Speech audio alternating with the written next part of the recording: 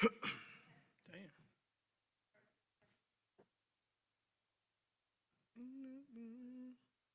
Hey, Russ, how you doing? What's up, Jay? I imagine this is a little dramatic difference from what you thought this season could be to where it ended up. As you just kind of reflect back, how do you kind of look at this season overall for you individually, what this team was, and how do you kind of see what the future could be? Yeah, I mean, honestly, I didn't have a job until a couple of days before the season, so I had no expectations of what could be. I was just blessed and thankful to have an opportunity to be able to start another NBA season. And obviously, as things unfolded here, trying to figure out the best way to compete, be competitive, given the late arrival for myself. But I feel good about how the year went, at least for me personally.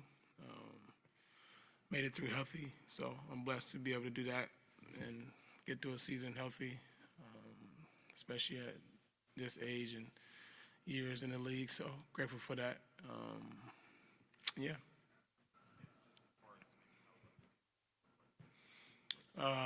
As far as what myself, yeah, I mean, it's been great for me here. If I'm welcome back, then I'll be back. But that's not up to me. It's kind of how it's been for me the last couple summers and seasons, unfortunately. But kind of see what happens at that point. Hey, Russ, good morning. Morning. When you kind of look at this season, like you were saying, you were brought in a few days before the season starts, and then the entire season kind of plays out how it does. But for you personally, I mean, you had a really bright spot, one of the highest three-point percentage shooting in your career, one of the highest. I mean, and then one of the parts that really stood out was just kind of your veteran leadership and how you really took on that role. When you kind of assess everything from this season and then kind of looking at what your future may be, when you think about Sacramento and kind of what you've been able to bring up for those young guys, how important or how much, I mean, I know it's not in your control, but how much of that goes into like your process and wanting to be here and things like that? I think leadership is probably, for me, one of my best traits that I really enjoy the most because you can see it, from year to year, from young players, years down the line. I've had many players that I've been with come to me, 5 or 10 years later and tell me moments that helped them throughout the process. So anytime I'm able to have an opportunity to be able to do that, I look forward to it. And if that's here, I embrace it and look forward to doing that, especially with the young guys we have here. Proud of how they ended the season, how they improved, given the time they was given, and I'm grateful for that. Hey, Russ, how are you? Good, man, thank you. Earlier this year, we asked you to maybe explain the celebration you have after you hit a three. Yeah. End of the season, you said. So I'm here to ask you, can you explain to me the celebration? Yeah, media day, I got you. Excited for next year for that. Second one is this: you've had an illustrious career, played with a lot of great players. Playing with DeMar DeRozan, was that special this year? Yeah, definitely, man. DeMar is like a brother. I've been knowing, we call him Debo, but been knowing DeMar since we were little, so it was definitely a grateful experience on many levels, not just on the court, but getting an opportunity to be able to bond and talk off the floor more than normal, which was great for me. Kind of made it, obviously, as you mentioned, a memorable experience for myself, and that's my brother for life. So we always locked in. So nothing changes there. Oh, Russ, I got two questions. Do you want to come back? You just said something about media day. Is it okay? Yeah, I wouldn't mind coming back. Yeah, I'm always anywhere I'm wanted. I'm there. I want to be able to be helpful, be productive, but also I understand it's a business. I've been around a long time, so I understand a lot of different moving variables for that, and that's out of my control. My job is to be ready, be prepared, and be ready to go. And going back to what Marcus talked about, with the young players, because they did show some segments last night of you, coaching up the young players on the sidelines and things like that. Is just, not trying to jump out, too far ahead. Is this something that, you may be interested in the future as far as coaching? Yeah. Nah, man, listen. People every day always telling me I'm going to be a coach, but I don't want to coach. I coach my kids, though. That's it, man. I don't want to coach, man. I don't know. I don't think so. I'm going to say no right now. But, my answer is no, though. You know what I mean? But that's not, that can change, I think, compared to everybody else. Russ, you're 18. This year, you and DeMar were kind of like dueling banjos, passing people on the all-time scoring list. You had the rebound moment, you had the assist moment. Have you had time to reflect on all of the accomplishments that you've done, not just for your career, but even in this season alone? No, not yet.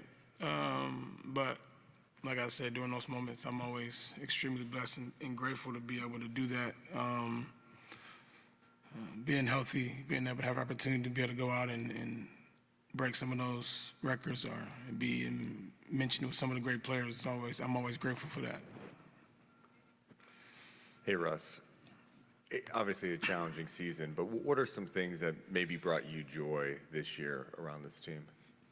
Just being able to, I think anytime you're able to have a new group of guys, for me, it's always a new challenge. I like it because I'm having an opportunity to be able to learn about different players, learn about their journeys, learn about what pushes them, learn about, what inspires them. And to me, that is the best part of the journey. Being in this league, you get a chance to be able to meet coaches, players, personnel, staff members, and of all different facets of life. And you have an opportunity to be able to impact them positively. And that, to me, is the best part about being, an organization, and obviously this year, too. Russ, you've been around long enough. You've seen guys come and go in this league. Yeah. I'm curious what you thought about Max's development this year. I thought Max did a great job. I thought he did a great job of listening, learning, watching, and you guys seeing how talented he is. And his challenge now is just getting better each year. That's the goal in this league, is to be able to try to be consistent and be better each and every year and find ways to be able to fine-tune his game. But I'm not worried about Max. He works on this game. He's diligent in his work, and I'm looking forward to great things from him. What was this year like for you, front row here on your left, interacting and being led by Doug Christie and Scott Perry? What was your impressions of being around them this year? No, they were fine, man. They were great. Like I told you, man, it was a little different. This is the first time for me where I'm missing training camp and different things of that nature, so I had to kind of catch up on that aspect. But as far as relationship goes, relationship was fine. I've known Scott some time, and obviously getting a chance to know Doug was great, and having a relationship with both of them was good for me. So I'm curious for you, realizing the career accomplishments and obviously continuing to play at a high level, but also maybe the pull of and maybe the hunger of wanting to do so on a winning team or a team that can go deep into the playoffs. What's that kind of balance for you as you look for potentially your next opportunity? Yeah, I mean,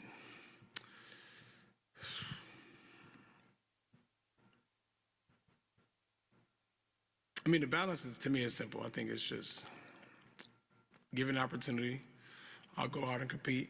If that's when trying to go on a winning team, then cool. But I also think it's something that, I think as you get older, at least for myself, people pay too much attention to trying to get on with teams and try to, winning the championship is not guaranteed. It's not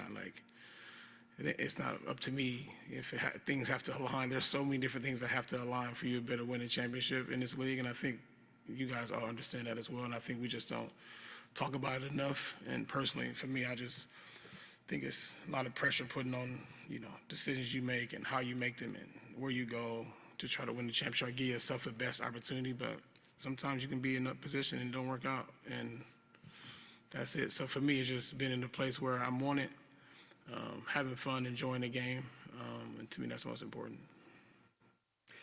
Hey, Russ. Throughout your career, the thing that has been synonymous with you is playing hard, never taking a play off, enjoying what you do. No. In year 18, it was the same thing this year. You definitely played with a lot of enthusiasm, joy, passion. Where does that come from, and what keeps you inspired even after your 18th year to continue playing out there with that youthful energy? Yeah, man, I learned at a young age, like, I don't take anything this game has given me. God has put me in a position to be here this long, and I don't take the game for granted. I don't take being in this position for granted. Like, it's hard to get in this league. It's hard to be in this league a good amount of time, and I like to cherish and enjoy those moments. And given this platform, I try to use the way I play, use my energy and passion to be able to help inspire other people in walks of life. And if that's sports, cool. If there's other jobs that people may have and kids, I want to be able to do that by the way I play. And I definitely take it personally to be able to make sure that my body, my mind is prepared to be able to do that every night. And, and as far as where it's come from, I mean, probably just how I grew up, my neighborhood, where I'm from, it allows me to be able to understand that it's things that's bigger than the game. And the game is just a stepping stone to be able to allow me to be able to use part of this journey. So. Russ, I come to learn that Dylan Cardwell's locker is right next to yours, maybe by design though, but just want to know, what that experience like, playing with him, knowing, how he came through as a free agent. Yeah, man, it was fun, man. I love Dylan. He reminds me a lot of just myself as far as energy goes and being able to do that. So I always challenge him to use it. He has a gift, and for some people, they may look at it and don't know what the hell's going on, or they may be like, I don't know what's wrong with this kid or what's happening. But I see it, and I see it makes sense to me. Like, this is what he does, and this is because he has a unique talent that you can't teach it, and you can't like put a finger on it or try to tame it. And I really enjoyed talking to him and enjoying that process. So my hope is that he continue to dial into that, and the rest of his game will develop, but keep dialing into that energy and effort and making sure that his mind is right. This is a two-part question. Russ, just kind of looking back at your 18-year career, I mean, you've kind of done almost about everything in this league, right? From perennial all-star, MVP, you name it, to where you see yourself now as this vocal leader from a veteran's point of view.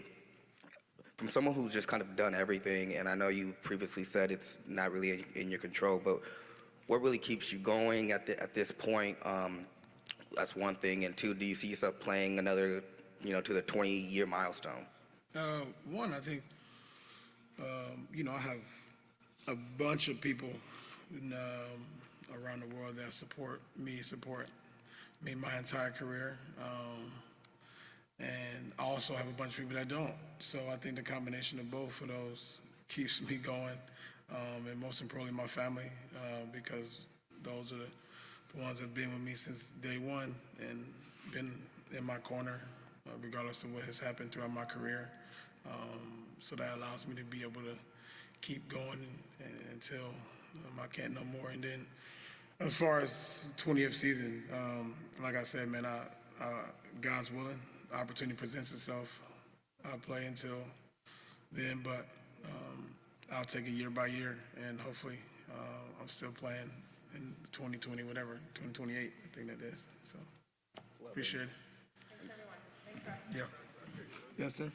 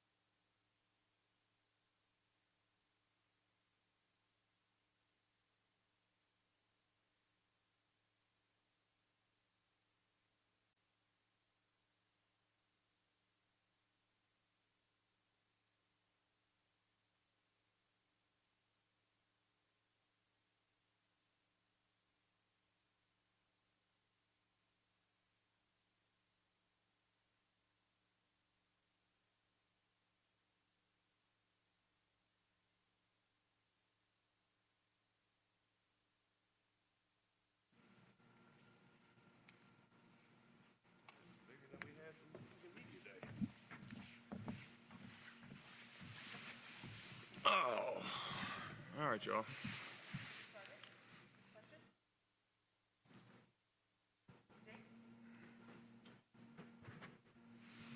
Hey, Zach, how are you?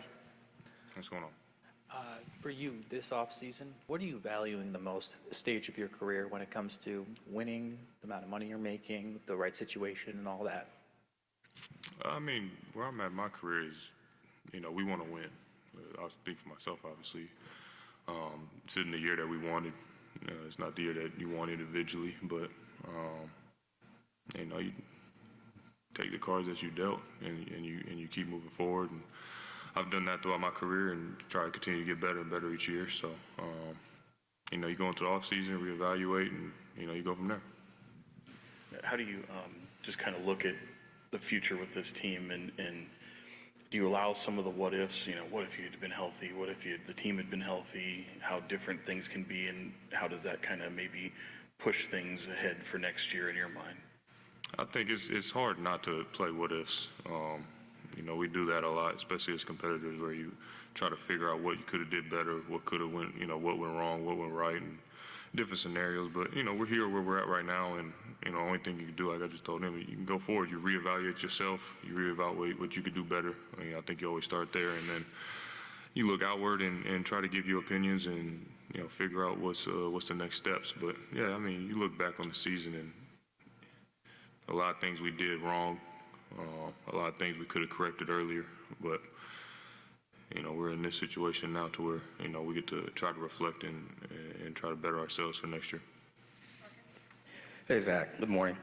A lot of folks has been on the frustration and things and negative things that have happened this year. So just kind of from your point of view, what are some of the things that you're going to take away from this year that are most memorable, most positive, that brought you some smiles this year? Yeah. No, when you're having a year like we do, most of the things is negative. I think positively you can take away is some of the things that you try to correct during the year. The camaraderie, obviously, the team aspect. This team actually was a group of really good guys that really got along, and never really quit. Always tried, always communicating. Everybody was pulling for each other. And everyone worked hard. There wasn't a lot of days off in here where people were just, checked out, where that could have been easy, and I've seen that on other teams before. So it was good. Zach, how's the pinky? How's the pinky? It's good. It's getting better. I'm pretty close to being able to do everything I need to. Zach, you do have a little bit of control over your destiny this summer. Yeah. Is this a place you want to stay at? Is this somewhere you can see yourself long term, or is this one of those situations where you got to play year by year? I have a lot of control.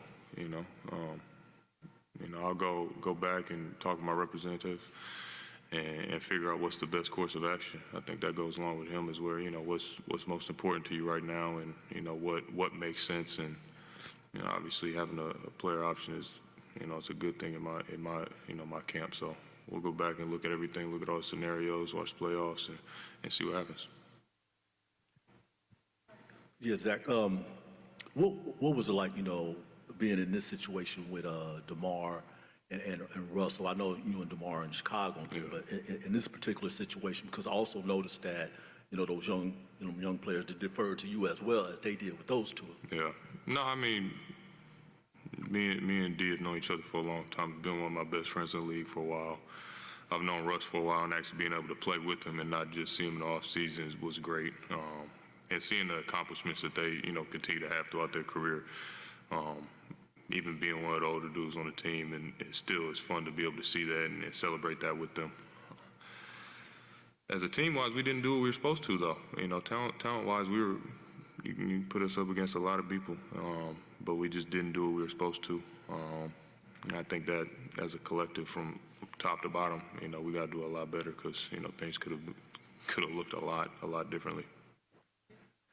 Zach, obviously you guys had a ton of injuries this year, but that led to opportunities for the young guys to get some real run. You got a front row seat to how they played this year. What stood out to you about how they developed throughout the year? I actually think I was talking to you early in the season, through training camp. I was like, Max is really, really talented, very skillful. Need to continue to get better and better. And then other guys where they were able to get the opportunities. You got to see the ups and downs and, even see some of the rookie walls, Dylan's energy and him being able to, how he can affect the game, just with, how he almost became a fan favorite in 2 days. It's cool to see people coming to their own. But I think that's what the experience is for, and getting the opportunity is, and just being able to talk to them and, help them any way I was able to. It's fun. And now they get to go into the next year with experience and understand the NBA a little bit, and, how can they, keep making an imprint, for their career and for the team. Obviously, you want to see this team do better. Still I can hear you. Okay. You're good. What's kind of maybe your message to the organization in terms of, obviously you have a decision to make, but like in terms of a bright future or something that makes it right for you? What are some of those things that have to be right for you? Yeah, I think we could do a lot better job with, having a rhythm out there and figuring out the right, rotations and lineups. And, it's a season where, it was a lot of mismatch stuff, and it wasn't anybody's fault that we weren't even able to have our full roster. And I know that's tough, being able to, you just have to, you're almost playing patchwork. You're not playing with a full deck, but that's no one else really cares about that. But for me, just trying to figure out, put each other in the best situation to be, successful. Everyone wants to be the best version of themselves. You take a little bit away from the team, obviously, for, you try to be as unselfish as you can so everyone else can stand out, but you want to make sure that you're playing a role and playing in a situation where you're able to do the best you can. Seeing y'all. Yeah.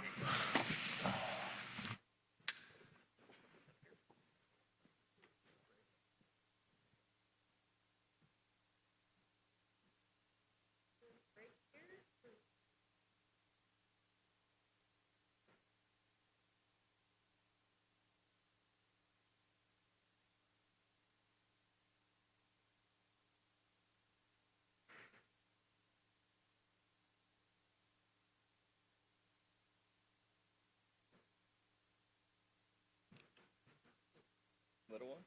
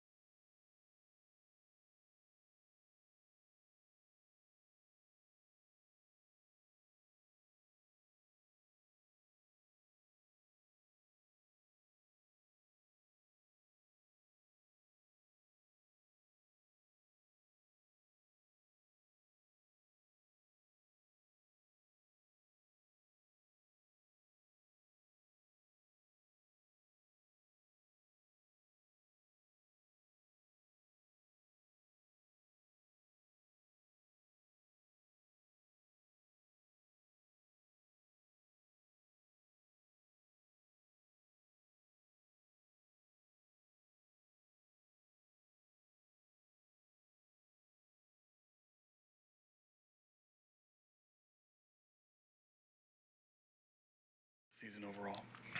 It's been tough. It's definitely been a really tough season. For me personally, not being out there with the guys or being a part of this season is definitely new for me. It started rough. I missed the first game, and then my second game here at home against the Lakers, that's when this injury happened. And I tried to play through it until it got to a point where it was either rehab or surgery. You guys know me. I decided to do rehab and, try and get back to be out there with the guys. And ultimately, it led to 6 more games and then going for surgery, So definitely sad I couldn't be a part of it and not help in any way I could.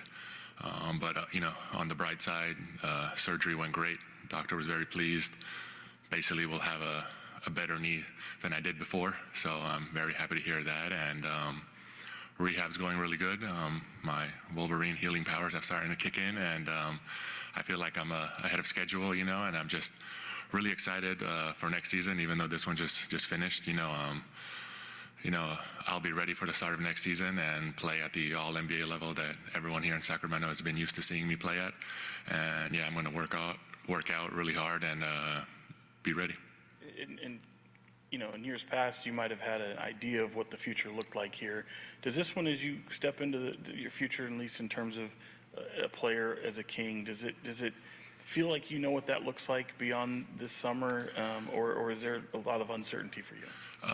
There's a lot of uncertainty. I don't know what that feels like, but I can control what I control, and is getting back to that All-NBA player that I know I can be.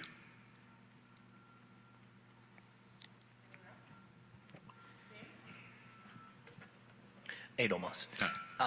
What went into the decision to wait and to not have surgery immediately? And at what point did you just go, oh man, this isn't healing? Because I love basketball. I love being here with the team, the fans, the city, playing in front of them. It just brings me so much joy. And you guys know me. I've played through many injuries and tried to play through them. I've done it before, thought I could do it again. But this time, right before All-Star break, I went in to check in and see what else I could do to finish the season. And they basically said, if you're coming here again in that short period of time, it's best you fix it or something worse can happen.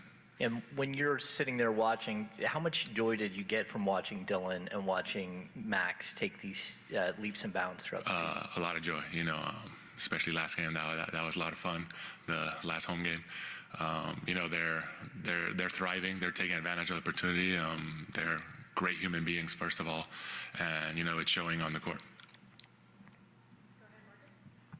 Domas, just actually picking up off that, when you see the young guys just flourishing and, you see them starting to develop and their progression coming along the way it has, how much, is that enticing for you to, want to get back out there? I know you say you love basketball, but Does that add any extra motivation or incentive when you see the guys rocking like that to get out there and kind of play with them, especially looking for next for sure. They're playing great. They're moving the ball. They're playing two bigs. It's something I thought I was going to do this year, but didn't have the chance. So that's all very exciting. They're playing the right way, and you can see the progress throughout the year. So I only expect bigger things for them next year. Obviously, Doug took over last season, got some good run there, but first full year under him, first year under Scott as well. What's your impressions of the job they did this year? How much faith do you have in them to continue trending this upwards going forward? Great job. There was a lot of things thrown at them this year, especially Doug as a first-time official head coach, and he managed it the best way he could, and all the guys are bought in. They listen to him, and I'm excited for the future for him. Yeah, Domas. Zach LaVine did, allude to it a little bit, though, as far as, the veterans wasn't able to do what they wanted to do. So I know that's a disappointment. How disappointing was it for you because you wasn't able to, to step on the floor with Keegan for one thing and things like that? So how much of a disappointment was it for you? All I want to do is be on the court, and the fact that I wasn't able to do that and be a part of it. And just like you said, I didn't even get to play with Keegan, so that's definitely sad. We definitely have a great two-man connection game right there, and we definitely worked on things last summer to try and use it, but things happen. Domas, who have you leaned on during this rehab process? I feel like everyone, the vets. Scott's been great. Just it's my first time being out for so long. I feel like there's a lot of benefits, being out and really paying attention and dissecting the game. And there's a lot of things I've learned where if I was playing, I wouldn't have seen from the outside. So using that this summer will definitely help. The NBA is a business, nothing new with that. Your name's been floated out as a trade possibility during the trade deadline, then heading into the summer. How do you navigate that? Just treat it like I have, every year since I got in the NBA. I always want to get better as a player, and no matter where I am, but I'm very happy here. You all know that. And things like this, you just got to focus on my knee, my rehab, getting back to the player I am. Domas, obviously, once you got hurt, you're locked in on your rehab and everything, but were you able to monitor Max much and see his progress? And if so, what did you see from him this year? Yeah, he's been great. His aggressiveness, learning how to play in different situations. At first he was a lot of pick and roll with Russ in the beginning, and then you see him on the three-point line shooting, pump faking, driving, making plays. So that's the growth you want to see. He's proved that he can be an impact in all different areas on the court. Good morning, Domas. This time last year, you said the team needed a point guard. Mm-hmm. That's what you said in the offseason. I'm curious, besides health, what's your assessment of what the team needs going into the summer? It's hard this year because, like you said, there's a lot of noise going on and no one really knows what's going to happen. We'll obviously have a high draft pick, so that also comes into play, and we trust Scott to do the right thing. You mentioned some of that noise. If fans, media, if they have a vision of your team that doesn't necessarily reflect maybe the optimism that you have for your future, what is maybe one thing or two things that you see that maybe they're missing? The team? Yeah, just overall in terms of maybe the future with the organization. It's hard to tell because, like you said, the whole team hasn't played together all year. Even Hunter, we got him at the deadline. He played 2 games before he got injured. We have so many pieces that we've been missing: wings, tall defenders, like everyone's wanted, but we haven't played together. So it's tough to evaluate because you have now some pieces that you could use, but we haven't seen it on the court.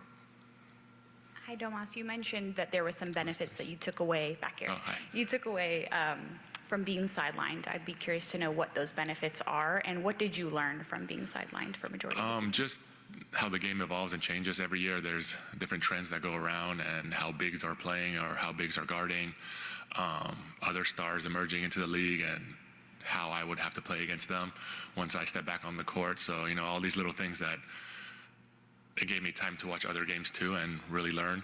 So, I have a little notepad that I write things down, and then go back in summer and really focus on those things. Thank you, everyone. All right. Thank you, guys. Appreciate it. Thank you.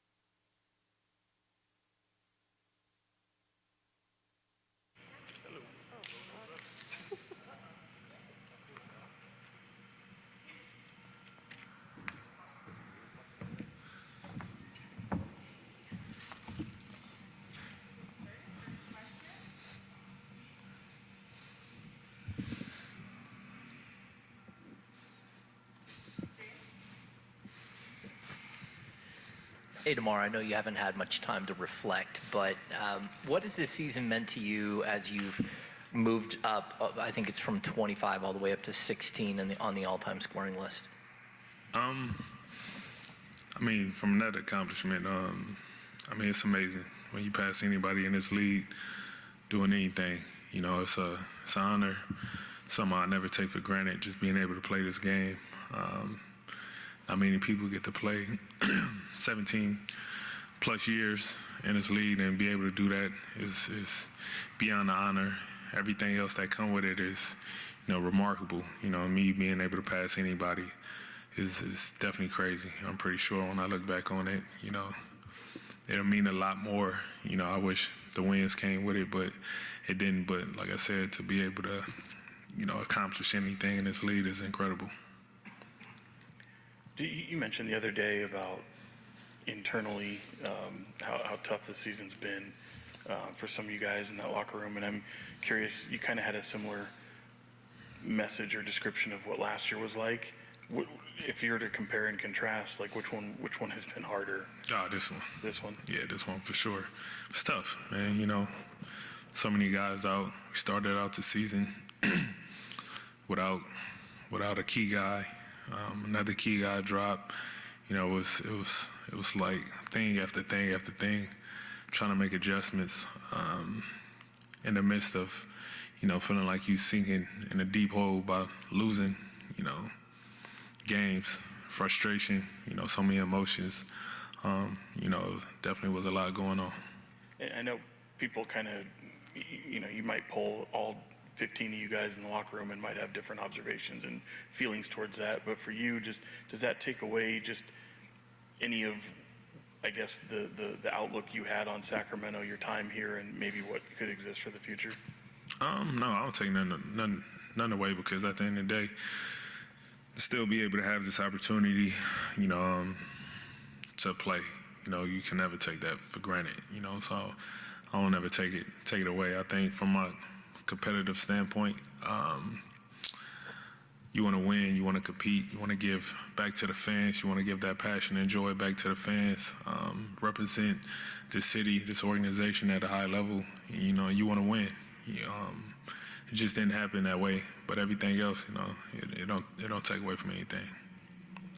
But when you look at this stage in your career, what are you valuing the most as you are in the latter half of your career, and winning, if it's more important than money, situation, whatever it may be? What is the most important thing to you?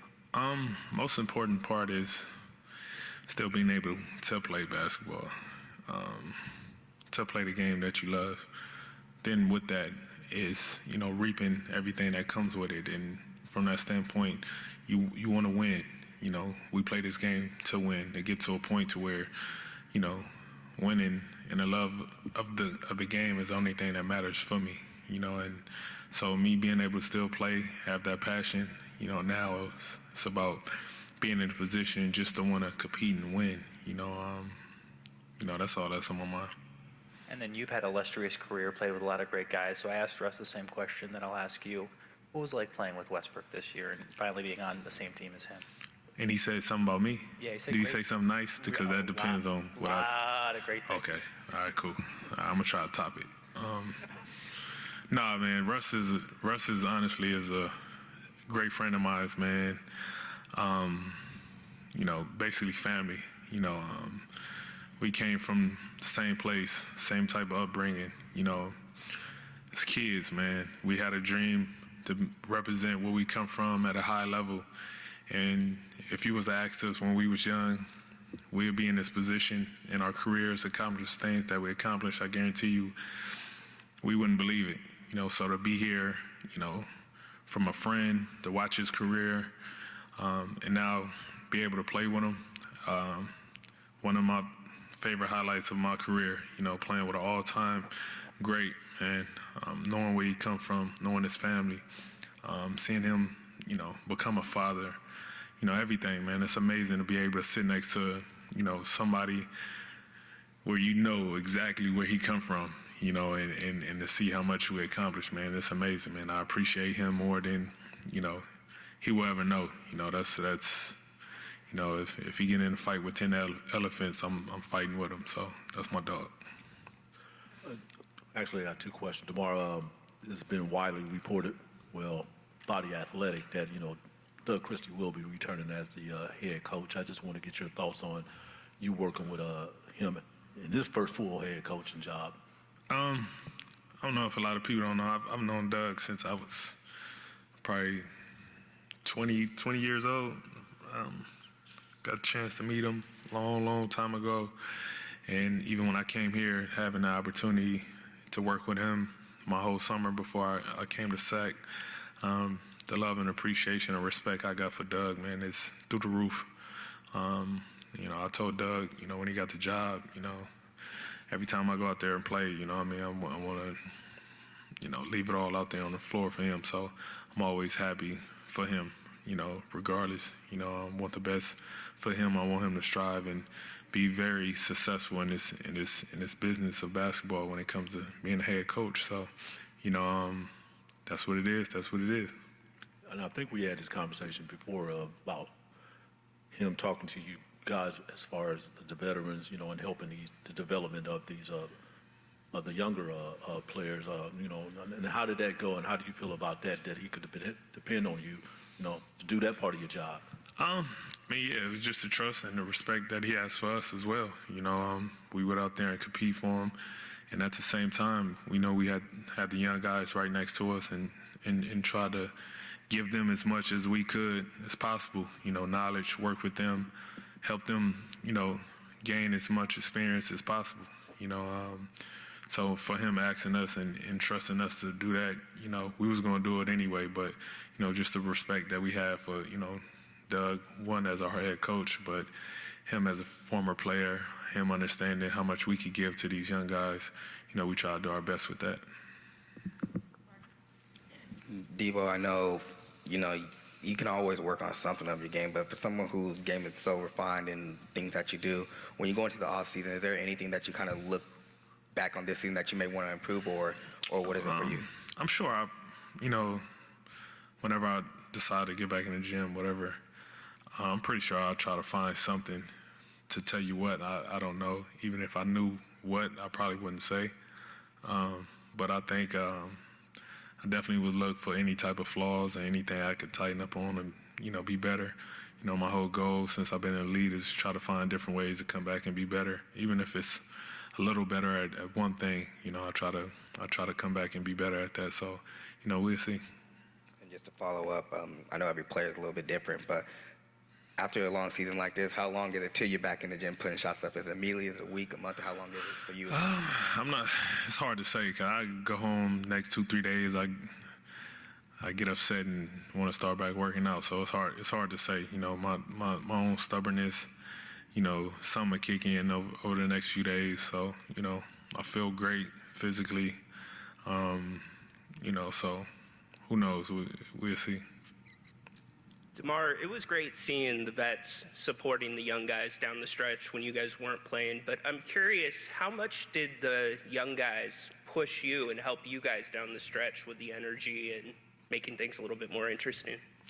The excitement being around young guys, seeing them walk into training camp the first day, seeing how tired they are the second day, the third day, seeing them hit all sorts of type of rookie walls.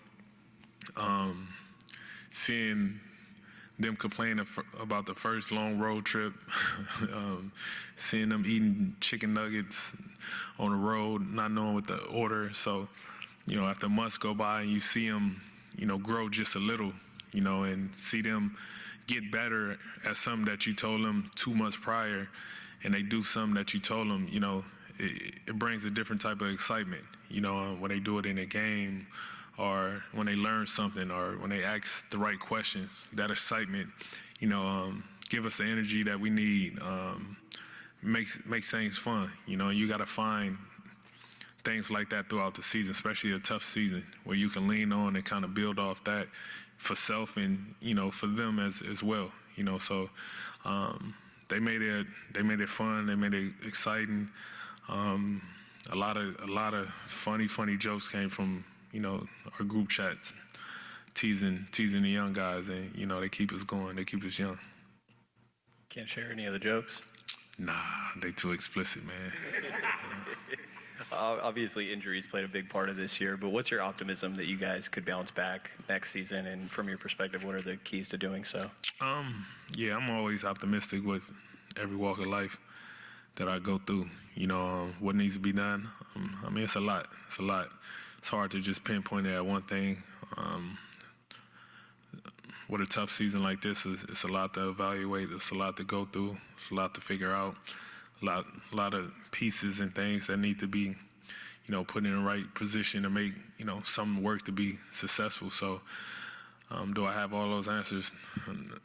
I don't. You know, I just try to go out there, prepare myself as best as I can, and be ready for whatever happens next. Any question marks or concerns on your end About the future and whether or not, you know, this team can? Yeah, I try not to think that way. I drive myself crazy. You know, I just try to worry about day by day. Like I said, I try to control whatever I could control and be ready for whatever's, you know, to come next, whatever that is. But I'm going to be ready for whatever it is, so. Appreciate y'all. Yep.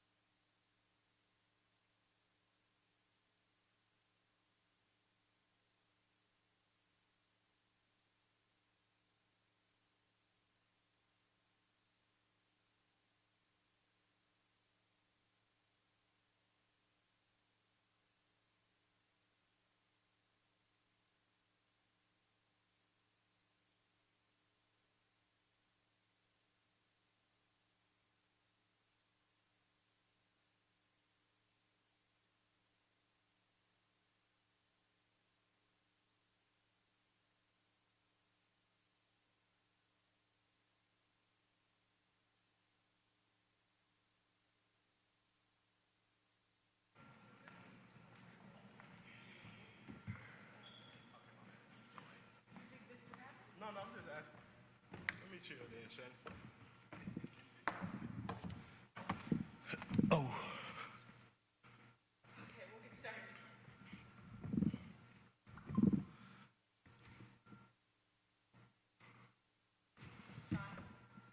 Sorry.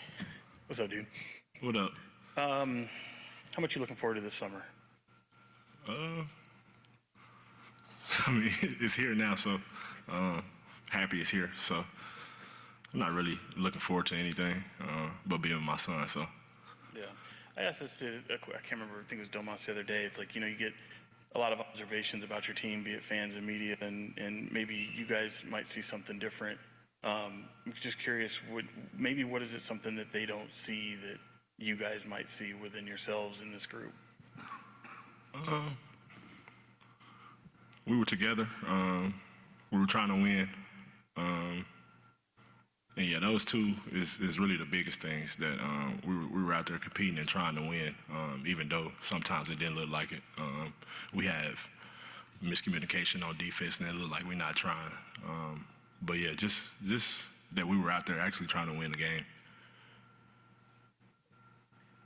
Malik, this season specifically with you having your little guy, how much has that changed you being a dad and having other responsibilities other than being Malik Monk? Yeah, man, it changed me a lot. It lets me know as bad as it seems, it's not that bad. Yeah, I'm thankful for him. Happy it happened at this time, because I don't know where I'll be, especially going through this crazy season if I ain't have him with me here. So yeah, I'm just thankful for him. Malik, right over here. You can hear me, right? Yeah, you good. All right. I asked Zach the same question, you know, in a season full of frustration and a lot going on as far as the win-loss column, right?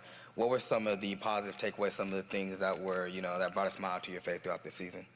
Dylan Cardwell, all the celebrations, man. All the young guys, actually. Actually, the whole group, we were just a happy group.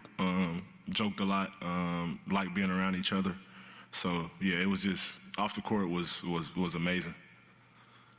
And picking back off that part too, does that kind of alleviate some of the pain? Because losing is painful, obviously. Does that alleviate some of that pain, you know, when you have such a tight-knit group like that? You can joke and you know, just kind of be yourselves around each other? Yeah, exactly. It does. It does a lot, man.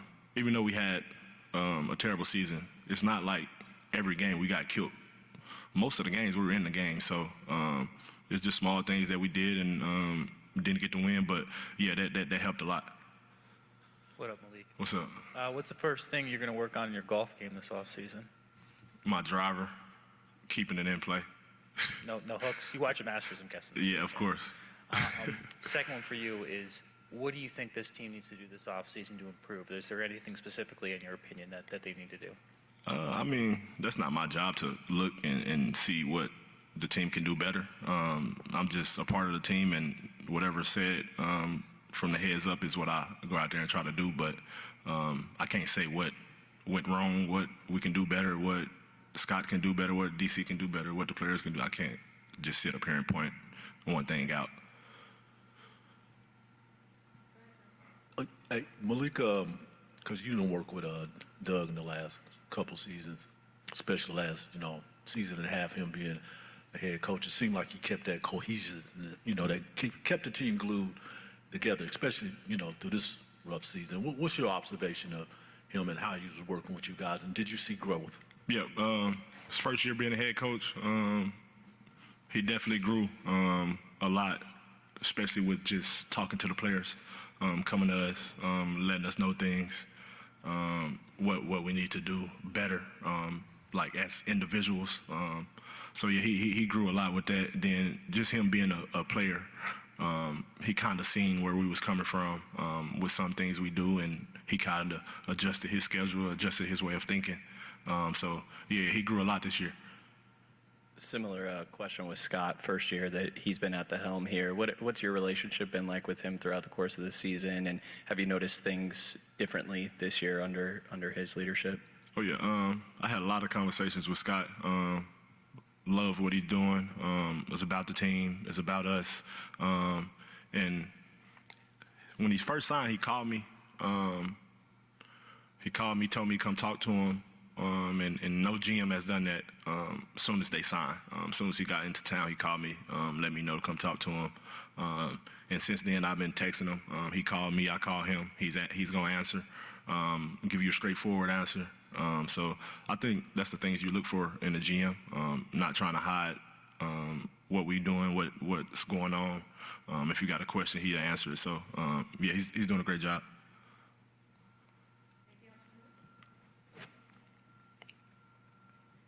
About Scott and that relationship, it did feel like midway through the season there was a moment where all of a sudden you weren't going anywhere, you were going to stay here in Sacramento. Did that alleviate a lot of stress off of you, knowing that you're going to be here through the end of the season and potentially longer? I really don't have any stress with the rumors or anything like that, man, because I'm a basketball player. I'm ready I knew why I got in this business. I know trades can happen. So yeah, it really wasn't no pressure taken off on me, but of course I wanted to be here, so I was pretty happy. Yeah. Thanks everyone. Yeah, see y'all next year.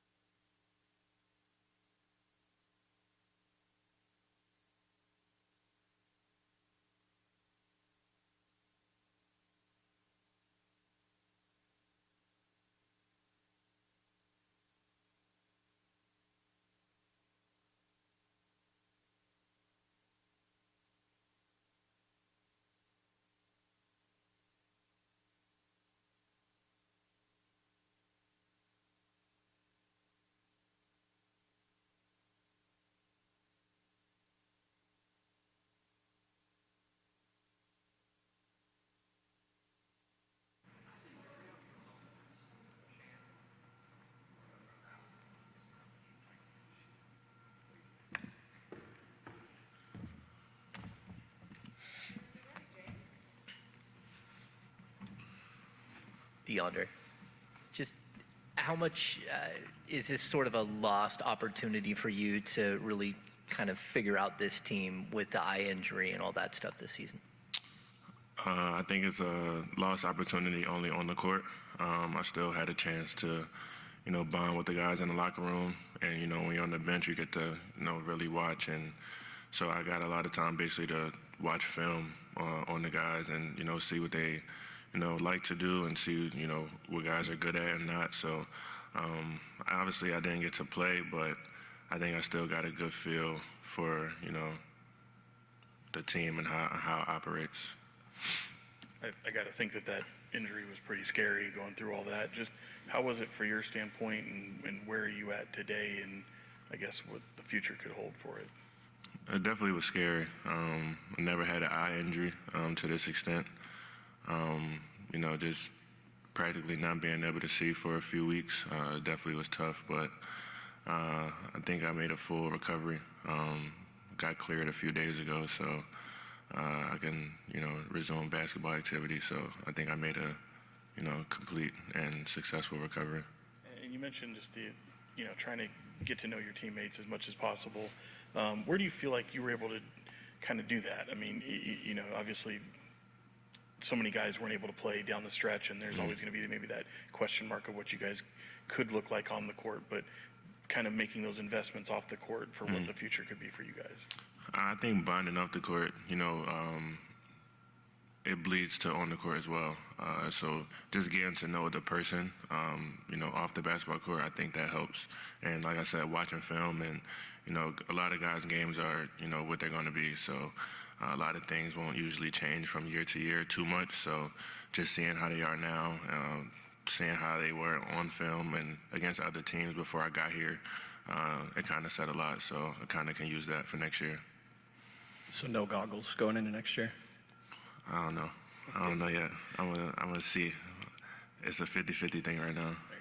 To building off what you were just talking about, getting the impression of this team, how successful do you think you guys could be next year, and what, where do you get optimism when it comes to this group and the collection of talent that you guys have? Obviously, I say we'll be, we could be really successful. Guys put the work in, guys come back with the, winning mentality. And, I think we just kind of got to flush this year. It is what it is. Didn't have a great year, but we just got to, look forward to the future and, try to build something, if not that year, then the next year, or we could just keep building on. What does your offseason look like now, specifically with being cleared? Like, do you hit it a little harder since you didn't play as much as you wanted this year? And is it in Sacramento? Where do you plan on doing everything this offseason?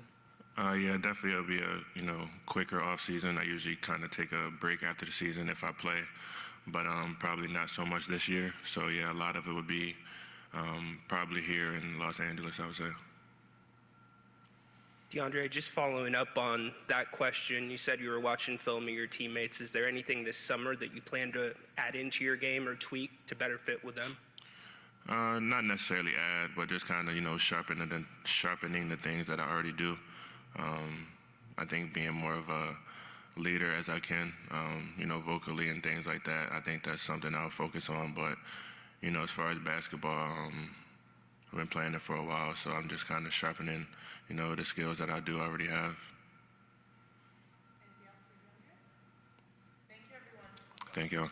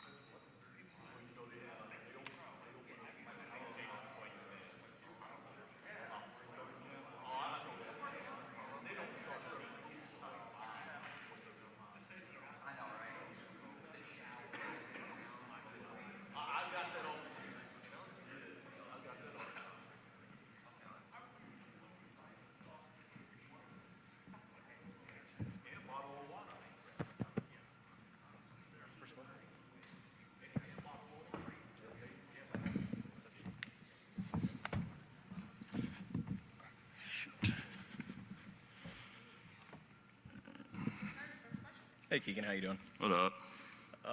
Obviously, a weird season for you, dealing with a lot of injuries. Just kind of how do you reflect back on this year? And you came into the year saying you wanted to win or be in the race for most improved player. Obviously, don't really get a chance to do so. But mentally, what was sort of this season like for you? Yeah, I mean, it was tough. I played only one game healthy, and that was the first preseason game against Toronto. So for me, it was just mentally, just watching the game, watching the coaching staff, the players, our rookies, things like that, and just learning what they do and try to implement that into next year. So it was definitely a learning process. Mentally, it was tough because you go through the whole summer working out, getting ready for the long season, and then it just gets taken away pretty quick, especially with the thumb surgery. But it's definitely a mentally taxing year for sure. How close were you to coming back towards the end of these, at any point in this season after experiencing the ankle injury?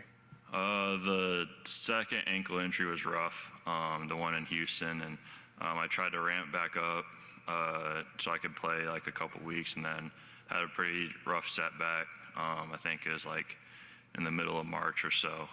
So then at that point, it was kind of just trying to get it to heal the right way, and at that point, it was just kind of too late to ramp back up and get back on the court. And then when you look at just, these two seasons that you've had, I know DeMar had touched on how tough last season was, as this year is even worse. For you, just how do you kind of look at the whole of those two, and what gives you kind of the optimism as you step forward? I think just knowing, obviously last season was rough. This season was different. We started out slow and finished slow too. So, we're at the bottom of the West, and at this point, we just have to try and establish an identity and find ways to win. Obviously, we'll have a good draft pick going into next year too, and I think with the guys we have a good collection of talent. It's just trying to get that chemistry and win games. Keegan, watching this season go by, what is it that you have to do to make this not a loss season for you? Was there things that you were able to take away from this year, even though you weren't on the court that much? Yeah, I think I spent a lot of time with the coaching staff, and for me, it was great to just see visually how the rookies play, how our young guys played, and they played a lot better towards the end of the season. And with that being our future, it's kind of, for me, just building a connection with them and watching them grow and see where I can fit in with how they play. And they've shown a lot, and they've been really good. So I think it's hard to kind of find a positive out of this season for me, and that's about the only thing that I can think of. Keegan, how are you feeling right now, and what's some of the things that you like to do in the off season, to get better and make sure your body is right by the time training camp starts? Yeah, it's still not really 100%. So it's just taking these next couple weeks, month, whatever it takes to just get healthy, and then just go into the off season and continue to evolve my game and continue to grow as a player. And I think for the most important thing is just to get healthy, and I haven't been healthy in months, so that's the biggest point of emphasis for me. Keegan, just want to go back a few years. Your rookie year here, you guys are the 3 seed, make the playoffs, end the drought. The 2 subsequent years, play-in tournament, get eliminated, and then this year, no play-in, no playoffs at all. Seeing that it's kind of gone downhill since your rookie season, what do you do personally to keep yourself mentally strong, inspired, optimistic, and those kind of things, especially being a young player that you are? How do you overcome that and try to get back on track? Yeah, I think our first 2 years, I feel like we're similar, especially just record-wise. My second year, I think the West just got a lot better. But I always just try and go back, because obviously as a rookie, it was obviously a great rookie season, make the playoffs, things like that. So I always try to I feel like I'm hooked on the memory of like going 1 center in the playoffs, and that's kind of the feeling I chase. And I'm one of the few guys that on this team that know that feeling. So for me, it's just trying to get back there. And once we get back there, it's just staying there and continuing to grow as an organization. Keegan, is this the least amount of games you've played in one season? Yeah, even I played more games in high school. Yeah, I mean, I played 23 and a quarter games, and it was rough. So yeah. Speaking how rough it is, who do you lean on this year to try to get through all the things that you had to overcome? I mean, Russ was big. Doug McDermott. I mean, I feel like the team kind of rallied around me in those moments, and that's something I'm thankful for. And I mean, even though the season was rough, we had a good camaraderie in the locker room, and just being around those guys helped me get through the season, trying to make it a little lighthearted than what it was. So we had a lot of great guys in the locker room that when I was at my lowest point, they helped me pick me back up. Yeah, my wife and my dog, yeah, they're great too. Keegan, I want to get your perspective on the young guys. So what type of growth did you see on like Max, Neek, and Dylan this year? What popped to you about their games?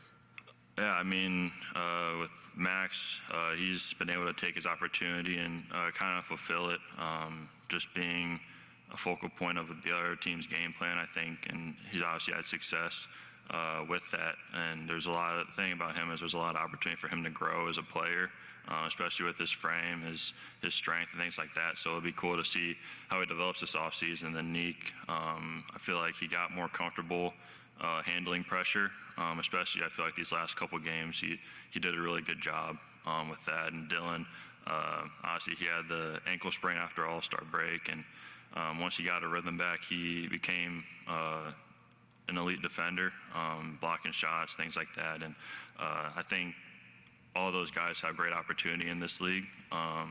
So it's cool, especially just to see how they evolve throughout their first summer. Hey, Keegan. Since Media Day, you said last summer you spent away from Sacramento for the first time and you really caught a flow. With this being such an unnormal year, is there anything different this summer to catch that flow back, or what's going to go into that? I mean, last summer, it was the most healthy I've been going into a season. Strength-wise, health-wise, physically, and I think it was just a lot of freak accidents that happened this season. I don't think I'm going to change much. I'm going to spend some time with our young guys and work out with them and things like that to just try to build chemistry and get our organization going the right way. So I'm not going to change much. Just try and get healthy. Obviously, you missed a lot of the games this year, but first full year under Doug, first year under Scott as well. New guys for you, obviously Doug last year as well. But how was that different for you this season with those two guys being the ones leading the charge? And what do you think of the jobs that they did this year? Yeah, I mean, Doug, obviously it's his first year being a head coach. I think at any level, if I'm not mistaken. So I feel like he grew with our young guys, and obviously there's going to be rocky points throughout the season, but I think as a whole, it was really cool to see him take a step as a head coach and things like that. And the head people in our organization, they're trying to build a culture here and just try and get things to shift, and you got to have the right people in this organization to make that happen. And under year one, you never know what you're going to get, and just being consistent, and eventually it'll evolve into what they want. Keegan, you talked about it. A lot of guys on the team that have came up here and talked about it as well. This is a tight-knit group in that locker room. You know, there's a lot of camaraderie. If at all, has there been conversations amongst you all about wanting to bring the same team back after all the injuries to try and have another crack at it? I mean, there's a lot of unknown with the NBA. Like, I've never gone into the season with the exact same team. It's kind of rare that happens. But there's obviously the unknown of what if I was healthy, what if DeAndre's healthy, what if we had guys that played 75 plus games. You just don't know how the chemistry could have evolved on the court. So, even Domas too. So, there's a lot of unknown, and I think it's just wherever the cards lay, the cards will lay. Keegan, and I'm not talking any trash. I'm just saying, though, but your Hawkeyes, they looked good in the Big Ten this season, but that's just basically not my question. I know last season you said you stepped away from Sacramento, to do some things, just trying to, gauge were you going to stay around here and work out, or are you going to be moving around in the offseason as far as workouts? Yeah, I mean, I'm not gonna give a location. I don't really want people to know where I'm at, but I mean, I'll be in and out. I think I'll be here more than I was last summer. So, I mean, I plan on going to different spots, working out with different guys, just getting a different feel for things. Thanks so much. All right. Yep.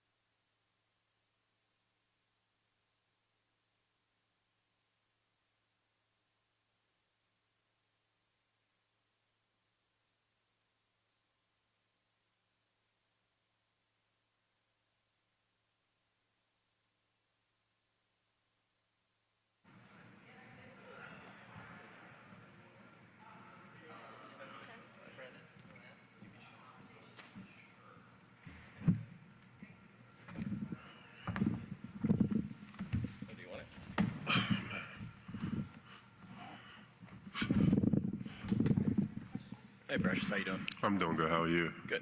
Oh, this is loud. Hear you well. When you reflect back on your first season here, what kind of stands out to you about, you got to a lot of opportunity, expanding your game, getting the tallies up more towards the end of this season. How much did you enjoy getting the opportunity to get more playing time, and how do you reflect back on this year? I mean, it was a blessing. It was amazing just to be able to come in, especially situation at the time, how I came in, and then just it's a huge shout out to the organization, my teammates and coaches just trusting me, especially coming in like that where the team is already established. You kind of were like the last piece to the puzzle, but then there was a lot of trust from my teammates, obviously. Huge shout out to them and the coaching staff as well, in allowing me to find my way within the team. Hey, Precious. You have a big decision this offseason to figure out if you want to take your talents somewhere else or be back here in Sacramento. What's the most important things to you when you make those decisions? That's a good question. I mean, for me, the most important thing is being somewhere where I'm wanted. You know what I mean? A place that the organization that wants me to be there, and where I enjoy being. Sacramento is a place that I love being. I've played in a lot of big cities. I grew up in a big city as well. But I've always been the type of person to kind of like be low key out the way. Sacramento gives me that feeling, where it's not a lot going on, not too crazy, and that's most of my pace. But at the end of the day, it's business. You never know. It's never black and white in this business. This is year 6 for me. I've kind of seen a lot of things, in a short period of time. But it's just taking it one day at a time. See what happens, see what unfolds. My representations are gonna be in constant communication with the organization and the front office, and hopefully, I'm praying that we're able to come to something that works for both sides. You've had confidence in your abilities of what you could do on the basketball floor. Given the season that you had, do you feel like you've opened some eyes or taken a dramatic step forward from maybe the player that you displayed in the previous seasons prior to this? 100%. 100%.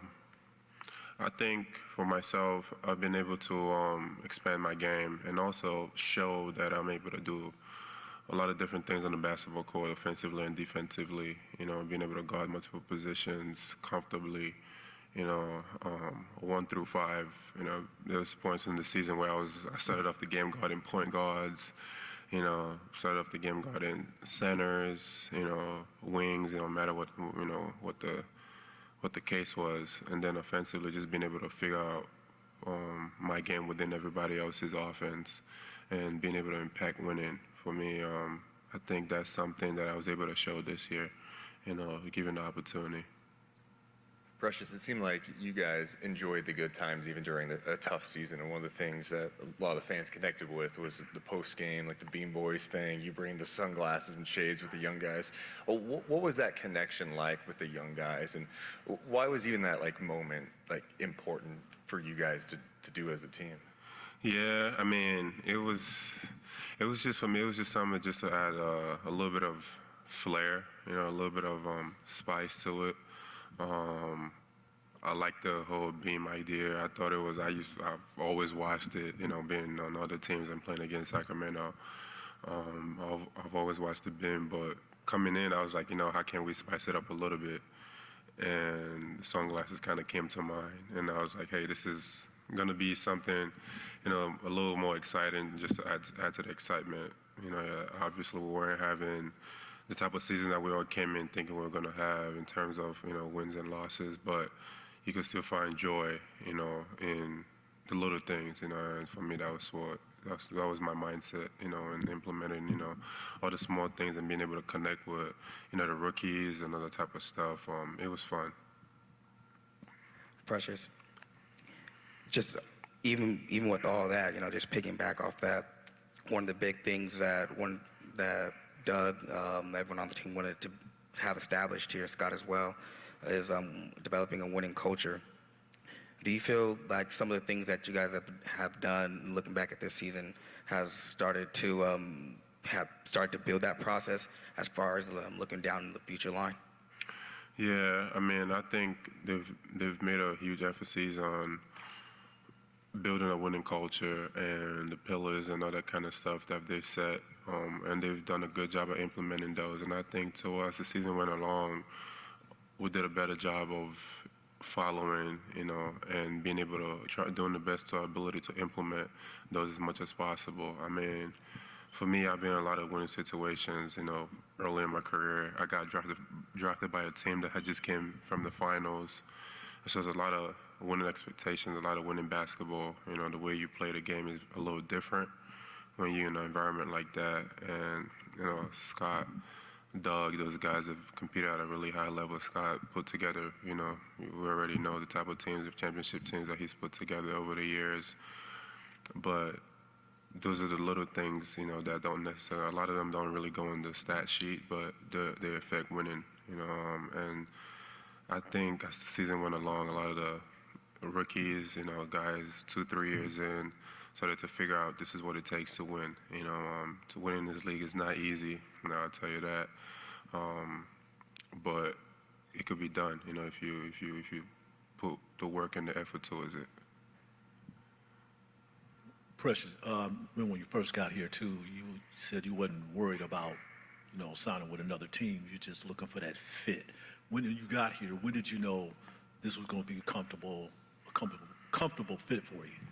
I remember, I think it was one of my initial conversations with Doug, and he pretty much just put out a blueprint for me, how he sees me, how the team wants to play, moving forward, that type of stuff. And that's when I figured this was going to be a good fit. And also looking around, a lot of guys are, for the most part, around my age, Keegan, Malik, even some of the younger guys as well. We're, not that much far off in age, the exception of Russ and DeMar. But I felt like this is a place that fit, my style of play, play fast, play tough, the little things, grit, being able to, do all the little things to impact when that's naturally how I kind of play, I like to play very aggressive. I think every decision that I make on the basketball court is, channeled towards winning. That's just how my mind works, I'm not the type of player where I go out there and say, I'm going to try to score the ball today just for scoring's sake. If I'm scoring the ball or if I'm defending the best player, if I'm rebounding or whatever the case is, diving for loose ball, all that stuff is not because I want to do it for myself. It's just my mind is wired because I feel like this is a winning play to make, so, yeah. Thank you, guys.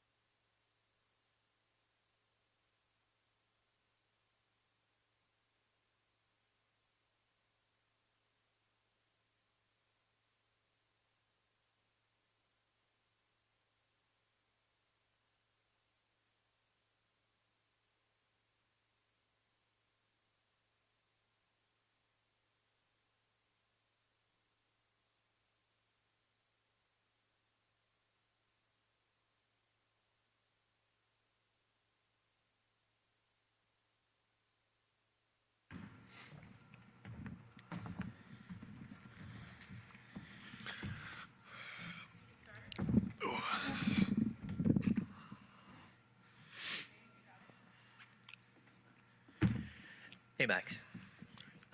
This summer, we talked a little bit like a punch list of things you might want to improve on this summer. Have you started to put together sort of a list of things that you really want to focus on? Definitely. Also have my meeting with coaches and Scott in like 2 hours, so we'll know a little bit more then. But I think the main line will be improve on everything physical related, your body, being a little bit more explosive, a little bit stronger, go side to side a little faster, have a better second jump, that kind of stuff. I think that will be the baseline. And then skill-wise, improve on what I've started to improve on at the end of the season. Keep shooting threes, tighten up a little bit ball handling, that kind of stuff. And then as the summer progresses, being able to include all the skills a little bit better in team action and team play. So I think this is what, came up with me and my PD over the last couple of games. But as I said, we'll have the meeting after and officially write down what we need to work on. Max, 2 for you. Do you plan on staying here in Sacramento to work on those things, or do you think that you'll go back and forth between here and France? I'll be probably here for the most part. Obviously, if there's some national team events that I may partake in, I will have to go there. But I think the main idea is to probably stay here. The facilities, the coaches. It's like close to my new home, I guess. So it'll be a little simpler. But once again, everything's an asterisk, Totally. Final one is, when you look back on the season, what's your welcome to the NBA moment for yourself? My handshake with Shannon, definitely. We can show you guys after. It was pretty high level. What was so great about it? It's a really cool one, actually. But no, I think my welcome to the NBA moment, there were many. I think I was very, starstruck when, first met Debo, Zach, Domas, Russ, when he got signed. That followed up with the Spider-Man backpack, being reminded you're a rookie on the daily. And then, I don't know, probably a couple plays where you just still feel like a child and you're like, okay, I don't know if I'm all the way ready for this. But just the whole experience, the whole first 6 months was a lot. What do you think you'll remember most about the year overall? It's a good question. All the first. I think you the first time you step on the court, the first time you train in NBA facilities, your first points, the first meetings, all that, and also understand how your body and mind work. I think I've never experienced that many games in my life, that many up and downs too. So being able to,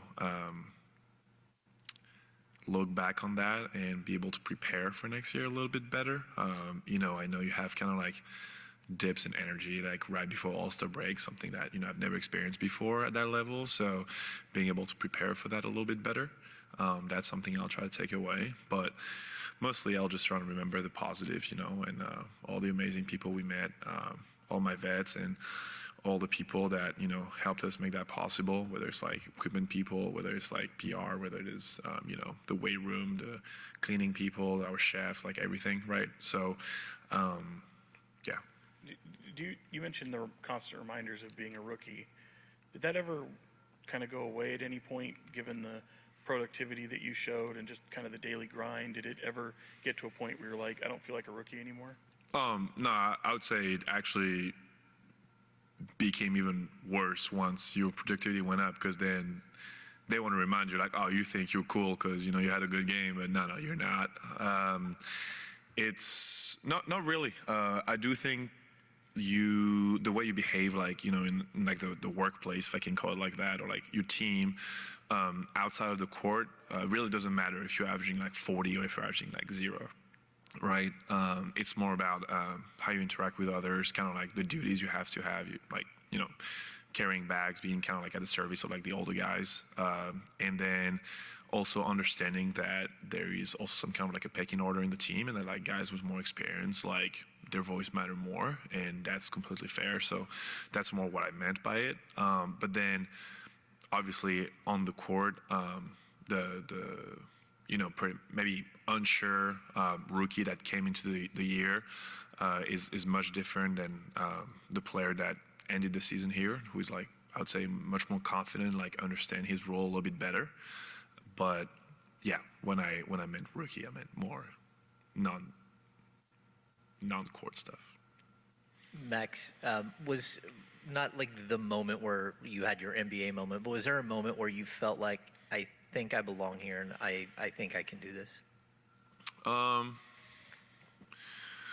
remember like 2 games, one of them being Utah, the beginning of the year, not the first one, but the second one. First one there, where Russ just went up to me. It was the fourth quarter, and he was like, look, like, I just need you to, like, be confident, like, when I'm going to pass you the ball, like, really, like, shoot it, like, be confident with it. And I think I had, like 12 points straight in the fourth, and then the very next game, we go to Houston. I think I had, like, 25 against, like, some of, like, the strongest big I've ever played against.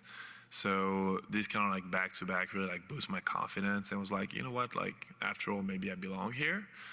But it's only really once I started being able to produce more consistently over like a longer period of time that I was like, okay, maybe now I understand what I'm able to produce. But at no point I ever was, okay, I'm there. I've arrived to the destination I want to be. Like, I can't just rest and like, this is good enough. I do feel like once you start to like settle a little bit, that's when it comes back and like kick you in the butt. So, yeah, that was around that time. Max, many Kings fans were introduced to you earlier this year at the Rookie Talent Show, where you got on top of the scorers table and were dancing to Billie Jean by Michael Jackson. To go from that to be an everyday starting big man, you led the league in double-doubles for a rookie, and to have the season you had on the court. When you look back at your journey from that Rookie Talent Show to where you're at now, how do you describe that? A lot of happiness and a lot of like enjoyment. I do think that being able to enjoy the process and enjoy those like little things like the rookie show is what make the experience like that much cooler. Obviously when results on the court follow, it makes it so much better, but at the end of the day, like I always say it, but I get paid to play with a orange basketball in front of thousands of people, which is ridiculous to me. But you know, I'm very serious about my work, but I'm very unserious about myself, and I think that's what really helped me go through that. But it was a lot of unexpected stuff. Obviously, you know, team had injuries, and that, as you know, as sad as it is, it also like opened up opportunities for me. So a lot of stuff I did not expect turned out good on my end, right? So just happy it turned out that way, and my goal is like trying to keep enjoying it for as long as I can.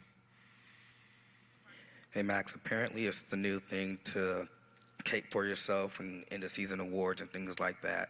So I'm going to ask you, would you like to take this opportunity to make your you know, your reason for all rookie team or anything like that? I mean, I don't really think I need to sell myself in the sense that, you know, season is over. You can just look back and look at it. I think your colleague like just mentioned, I led the rookies in double-doubles, led them in rebound per game as well. I think if you see the improvement, especially like post All-Star break, like probably the only rookie that, you know, trended that way the whole year. And yeah, I believe I'm like second in efficiency or something like that.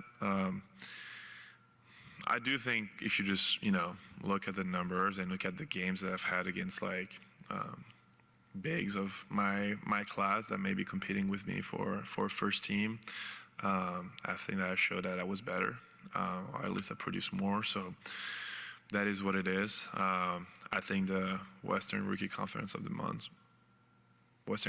of the Month, sorry, in March was like, the kind of like the summary of this, and it's not an end goal. Obviously, it's not because you have a good rookie season that you'll be good afterwards, but do think I've showed a lot, especially in the last couple of months. So I hope that will be enough. But at the end of the day, like, I'm not the one who votes. Like, I don't even know who votes actually, but whoever votes, like, that'd be great. Love it. But at the end of the day, like, you guys are professional. You know what to do. The only one thing that will always kind of be against me and that I cannot really control is, like, it's a little less sexier when you have end of a second round guy that makes first team instead of like your usual like top 5, top 10 lottery guys. That's the business of the NBA. That's also how it works, right? But I do think it would also be like a beautiful story and people could take advantage of it. So Part two of that question. When you kind of look at the growth of your career, just your rookie season from where you started and to kind of getting some playing time and starting to produce things like that, how much confidence does that give you into going into next year in this offseason? Like you said you were a late round pick, but to kind of continue to surprise folks and be even more than that and potentially even an all-star one day? Yeah, well, to the second part of your question, I mean, definitely, I guess I have like a little bit more of a chip on my shoulder just because there were like more people that were ahead of me, and I believe I do belong in those conversations. So in that sense, I am very motivated to work hard and come back better. But the flip side of that is also you had a good rookie year, so now expectations are probably going to be a little higher. Scouting report are going to be a little tighter on you, so you have to understand that, and you also have to understand that this is just your first year into your career, and there's no chance to just settle with this. So my goal is just to try to, go back to this like humble and like hungry mentality and just redo all the things that I did to get me there, but do them at a higher level and with like more attention to details.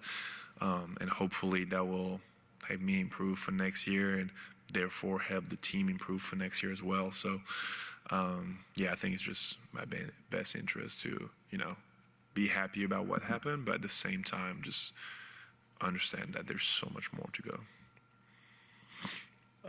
Apologies for being blunt, but what was it like this season for you dealing with the amount of losses that you guys had and then also sort of compartmentalizing that and still managing to focus on yourself? Well, it's hard. It's hard. You're a competitor. You don't want to lose. I was mentioning that to, I don't even know who I was mentioning that to, but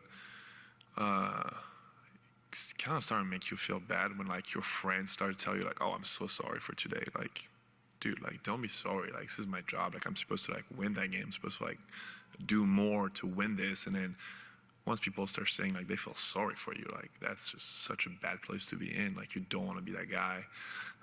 So naturally, it's tough. But then the flip side of it is also, and once again, like we had a lot of injuries. Like no one is happy about that. But it also gave us young guys an opportunity to like hoop, improve, and hopefully that'll set us, put us in a better situation than most of the young guys in other teams for next year.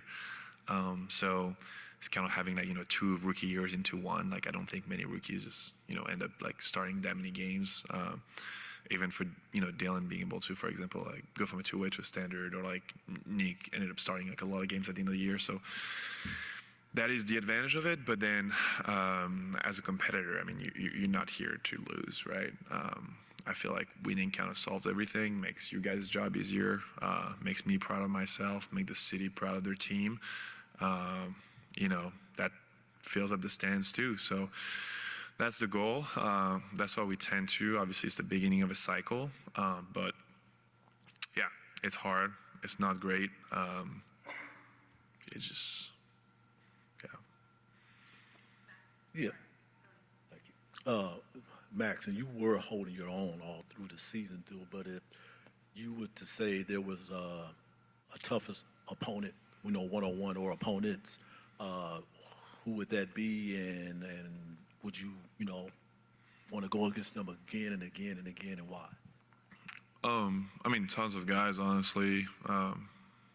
Jokic was unreal. I think that was one of the first big we played last year. I mean, I guess this year, last year, whatever.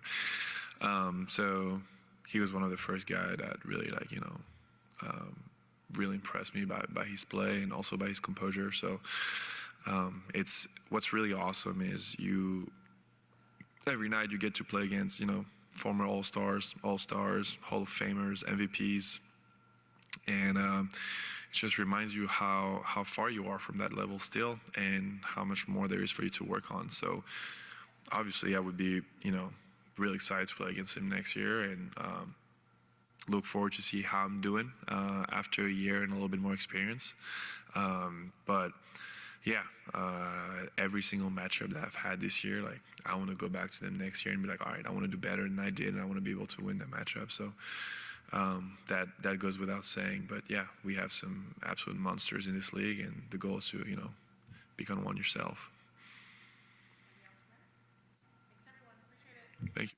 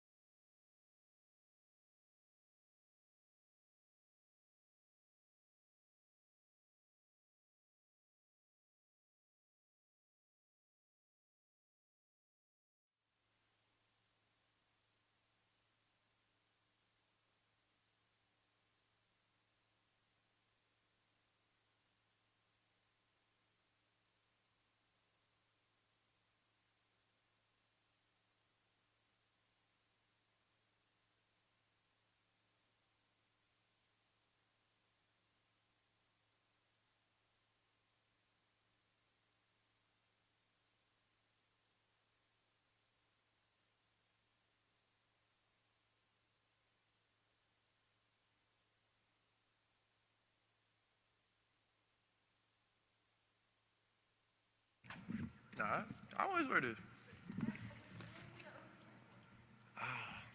Yeah, I didn't bring that one.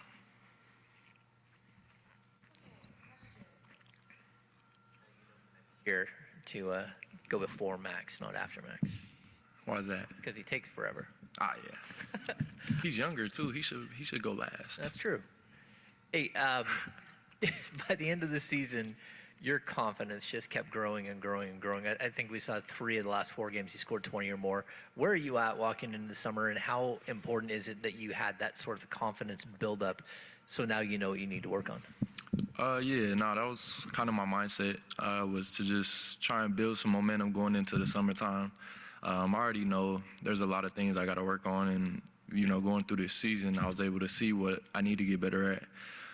But these last few games, I wanted to, like I said, build that momentum going into the off season, feeling good about myself, feeling confident, like you said, and, take a couple days to, reset, recover, and then get back to work.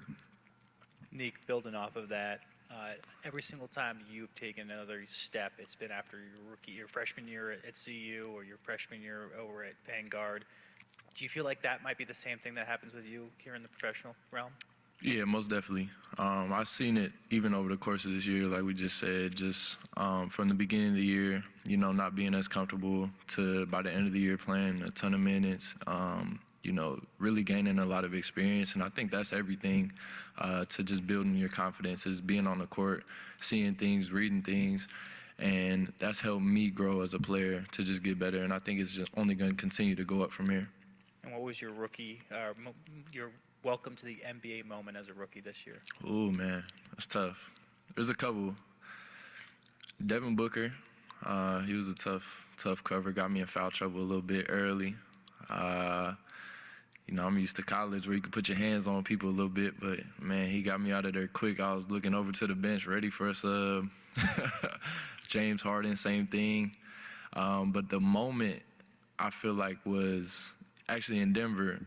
I got an ISO with Jamal Murray. Me and him, it felt like it was nobody else on the court, just me and him. And I'm playing the best defense of my life. All my family and friends here. I'm from Colorado, so, everybody is there. It got super loud. Like, that was the loudest it had been the whole game. And, man, I played the best defense of my life, and he just hit the tough bucket over me last second. And I was like, yeah, that's unfortunate. He gonna embarrass me like that in front of my family, man. But that was a cool moment, but it was probably my welcome to NBA moment. Like, nothing I could do about it. Like, dudes is just high level. After the All-Star break, it was a completely different team, you could say. I mean, you started getting some playing time. You started kind of getting some more production out there. How much does that fare well for your confidence looking into this offseason, and then looking forward to coming back 6 months from now, whatever? Nah, I'm excited, man. It's going to be a big offseason for me. A lot of things I know I need to work on, and it's been good to gain those experiences over the course of this year, and especially after All-Star break, like you said, it just gave me a lot of reps to try some things out, see what works, see what doesn't work, and it gave me a blueprint, I'd say, of where I could be effective in the NBA and where are areas that I got to get better. So, like I said, huge offseason, a lot of things I'm going to be working on and getting better at, and I know I'm going to come back even better next year. Nick, it seemed like down the stretch, too, you got a lot more comfortable handling NBA defenses, handling the ball. Like, what steps do you think you took in the late stages of the season? Was that, going back to what you were saying, just getting reps and seeing different coverages? Like, how have you grown in that area, and, what needs to get better, too? Yeah, being on the ball more, I was able to just read coverages a little better, see how teams – I became more focused over the course of the season, I think, more intentional about, when I'm on the bench, watching what defenses are doing, from the first play of the game, seeing how they're going to guard the pick and roll, stuff like that. I feel like I became more in tune with over the course of the season. And then being on ball more just helped me grow as a player, helped me become, better and quicker with some of my reads. Because the the defenses, there's so many athletic and lengthy dudes that it's like you got to be sharp. You got to be really sharp. And I feel like early in the season, I was a little late on some of my reads, and I was getting turnovers. And I was still getting turnovers by the end of the season, but it was, a lot better, just quicker with some of my decision making. So it's something I got to continue to build off of, but definitely something I feel like I got better at. Hey, Nick, will this offseason coming up, and I mean, you have to kind of forecast a little bit, but in comparison to the getting ready for your rookie season, will it be dramatically different, do you think, in terms of the preparations for the season ahead? I feel like if you want to get better, you got to, I don't think you have to change necessarily what you're doing, but there's definitely certain things I'll be more focused on this offseason. I always have put in a ton of work, and that's something I'm going to continue to do. But if I want to continue to level up, I feel like I got to even level up some of my work, so maybe putting in even more time. But I think intentionality and focus driven is going to be the biggest way I could get better over this offseason. But there will be things that I change, but for the most part, just sticking to what has got me to this point and what's gotten me better over the course of my career. Mentioned it a little bit there, but where are the aspects that you think you were able to make an impact this year, and what are the things you want to key on this offseason? I think, even from since I was young, like I've always just bought into versatility of trying to impact the game in many ways. And that's something I want to continue to do, is be a two-way player. There's areas of defense I got to get better, on ball, off ball, reading becoming more in tune with like some of the scouts and certain players' tendencies I think I can learn and get better at.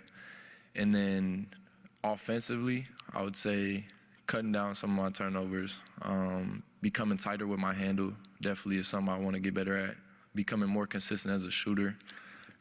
There's so many things I could get better. I could name everything, but those are definitely some of the key ones that I want to get better at this offseason. And then even some like movement stuff, I feel like I could be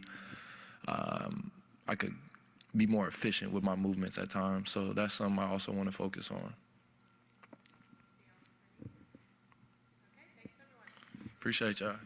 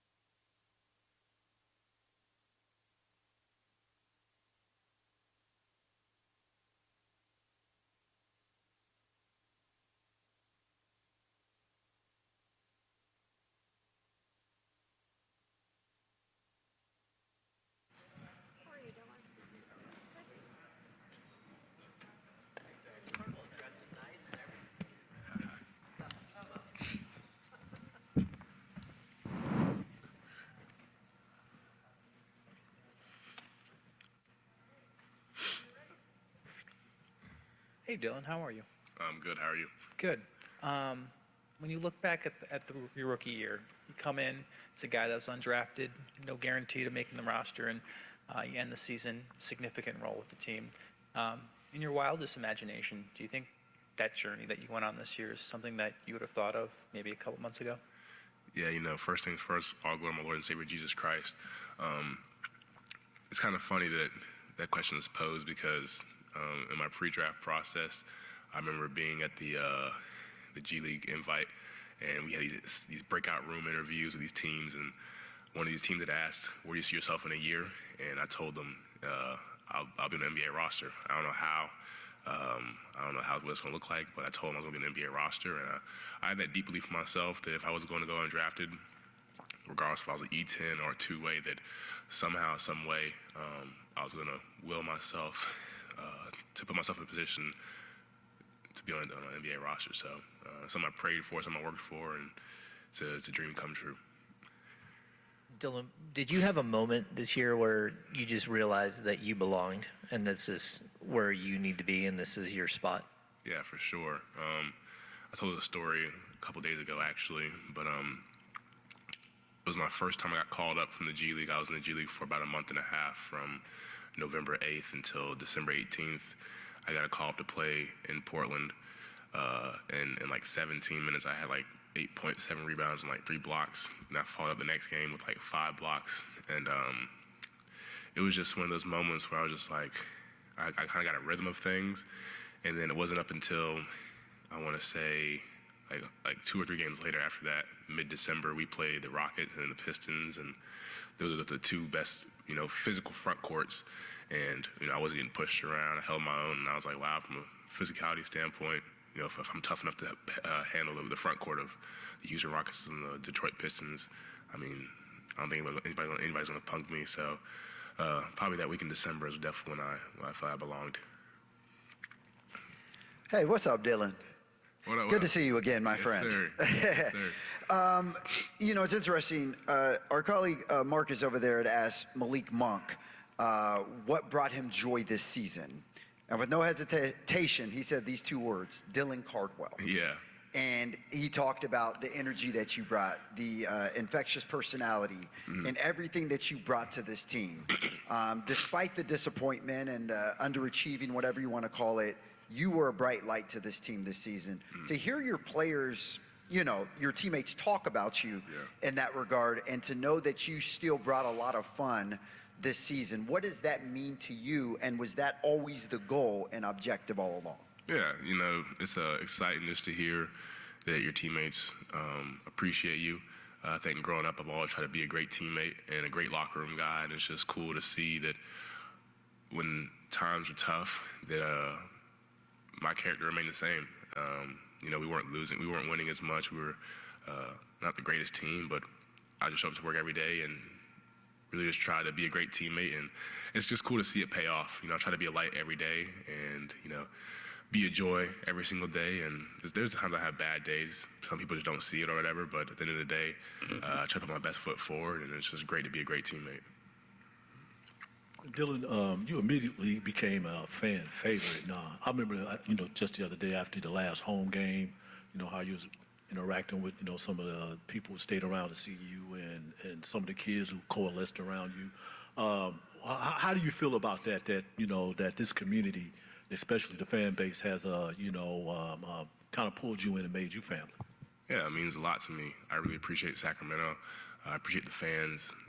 It's just a great opportunity to go out here and compete, but when they come out here and they spend their hard-earned money to watch us play every single day, I don't take it for granted. And I really appreciate their sacrifice for how they poured into us throughout the season. But it means a lot to me to really have value here in Sacramento and to be loved and to be appreciated and to have my antics really just, poured into. I really appreciate every time I put my hands up, the crowd put their hands up as well. It just makes me feel more involved, and I really enjoy I really appreciate the fans' appreciation of my antics. Does it feel good to end the year with the highest three-point percentage on the team? Yeah, that's not my first time doing that. I did that in college as well multiple times. So, I was a 44% three-point shooter in college, 4 for 9. So, but yeah, man, I don't know what's going on. I just threw up some prayers and they went in. There you go. What did you learn about the NBA style of game this season and how you feel like you fit into it that you'll take into the offseason? Yeah, definitely just being a force. Really setting the tone is kind of like my word. Just every time I go on the court, set the tone. Because if you allow it, some people will just step over you. Some people will disrespect you. Some people will take you for granted. And for me, from here on out, I'll just try to set the tone each and every game, each and every practice, and make sure I'm giving my best effort. Dylan, when you talk about building a culture for a team, things that you do that you just explained are a huge part of that. Can you just explain for me, how much you relish in that and really bought into that? Was that kind of from where you come from? Was that kind of just like you do what you need to do, or is that just like, who you are as a basketball player? I want to give a big shout out to my one of my old GAs, graduate assistants at Auburn, my freshman year. His name was KT Harrell. And I'll never forget going into my freshman year of college, I had all these crazy goals. I wanted to be, first team all SEC. I wanted to be SEC freshman of the year. I had all these high aspirations for myself. And the first game we played St. Joe's, and I played 10 minutes and I had 0 points. The next game we played Gonzaga, I probably played 10 minutes, had 0 points. Then we were in UCF. I scored my first college basket, and I think I only scored 2 points that game. And so I was talking to him while we were in Orlando playing against UCF, and I was just like, I was so down in a hole. Like I said, I had these high expectations for myself, and things just weren't working out. And he pretty much told me a story about his pre-draft experience. And he actually he wasn't blessed enough to play in the NBA, but he was blessed enough to share his experience with me, that he was, a 20-point per game scorer in college, and he didn't make it to the NBA, but he was in the same draft class as Alex Caruso, and that was a guy that defended and played with a high effort and energy. And so he gave me 3 things to remember: rebound, energy, and defense. And we called it RED, and that was my memo from freshman year up until now. I'm gonna be the best rebounder on the court. I'm gonna play with the most effort and energy on the court, and I'm gonna defend the best on the court. And that's what's gonna put me in a position to play and be on the court at all times. And KT showed me from a young age that the NBA has its scores. College teams have their scores, but someone has to do the dirty work.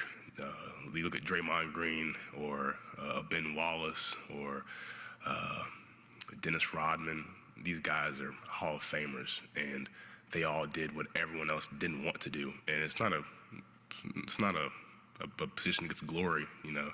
There are games where my impact is felt, and I have 0 points and 5 rebounds, but we won the game by 20. And so it's an unsung hero kind of job, but it's needed. And I got to give a big shout out to KT Harrell, because if it wasn't for him, I don't know where I'd be at if it wasn't for those three words, those 3 letters. Dylan, what does your offseason look like, and what do you want to improve on the most?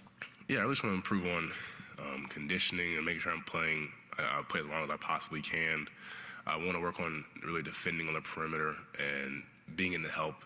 I learned a lot about the defensive spacing in the paint, but as far as, if I had to switch one to a 4 or a 3 and playing off ball, I haven't had many reps of playing off ball out of my position. So just learning defensive rotations there. Free throws, finishing around the basket, really just everything. I'm very, very excited to see what this offseason looks like for myself. We have a plan going forward, but I'm excited to come back this next year and be better. Hey, Dylan. 2 for me real quick. What was the best piece of advice you received this rookie season? Yeah, it's a great question. The best piece of advice was probably that I got from Russ was just to don't change for anybody. And I guess the second best would be from Larry Nance. He said, don't let anybody steal your joy.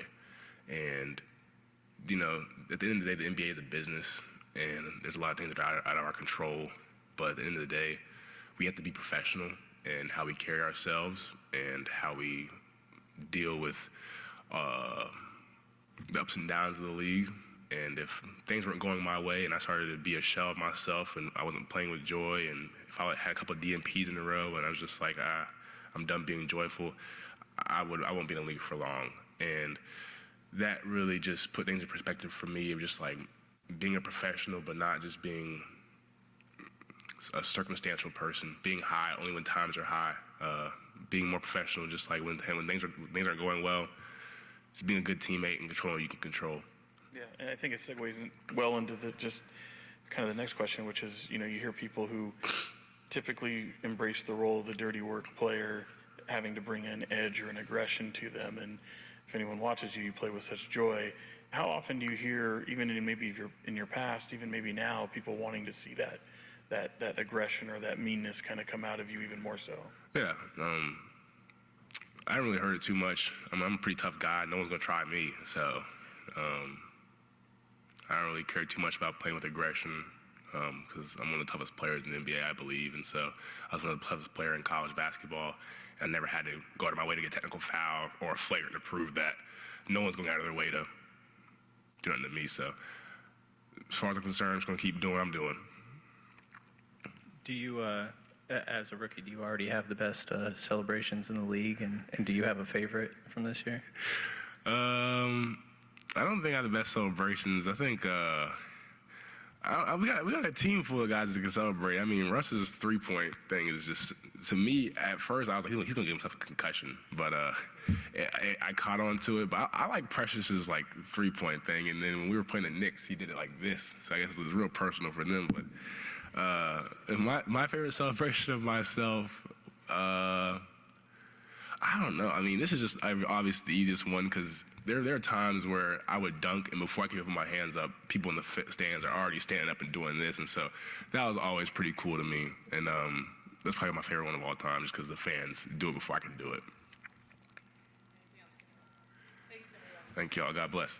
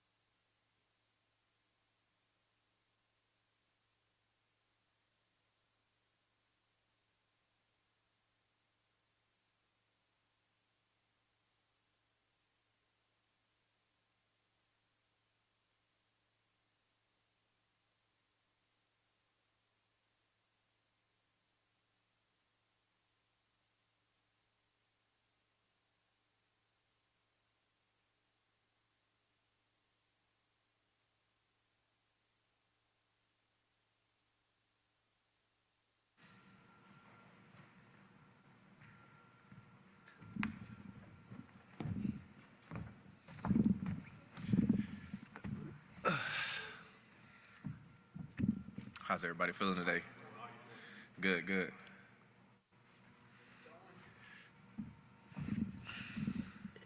DaQuan, just how much do you appreciate the opportunity that you got this year and your ability to take advantage of that opportunity when you got it?